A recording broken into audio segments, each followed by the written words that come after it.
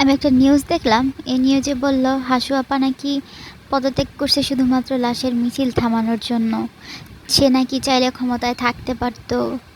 আমেরিকার হাতে যদি বঙ্গোপসাগর আর সেন্ট মার্টিন যদি সে বিক্রি করে দিত, তাহলে নাকি সে ক্ষমতায় থাকতে পারত। সে শুধু লাশের মিছিল থামানোর জন্য সে চলে গেছে, পদত্যাগ করে সে। আপা, আপনি শাক দিয়া মাছ ঢাকার বিটা চেষ্টা করিয়েন না। আপনার শাকের পরিমাণ খুবই কম আপা। আসেন একটু প্র্যাকটিক্যালি বোঝাই। এই যে মনে করেন এক মুঠা শাক, এই এক মুঠা শাক দিয়ে আপনি এমন একটা দামড়া মাছ আপনি ডাকবার পারবেন? উদয় মিথ্যা চেষ্টা করিয়েন না। এই শাক দিয়া আপনি মাছের মাথা ডাকলে পুটকি দেখা যাব, পুটকি ডাকলে মাথা দেখা যাব। উদয় আপনি শাক দিয়া মাছ ঢাকা চেষ্টা কইরা, হুদাই বিথা চেষ্টা কইরা মানুষের ছাগল বানানোর চেষ্টা করিয়েন না। আপনার কাহিনী বাংলাদেশের সব মানুষ জানে। হুদাই আজাইরা কথা কহেন না। আপনার মান ইজ্জত মান সম্মান সব শেষ এখন।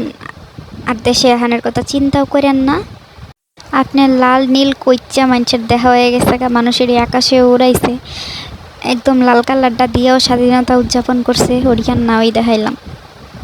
এখন হাসু আপা, মানুষ আপনার সাইজও জানে। আপনি মানুষের কি শুনাইতেন কোন?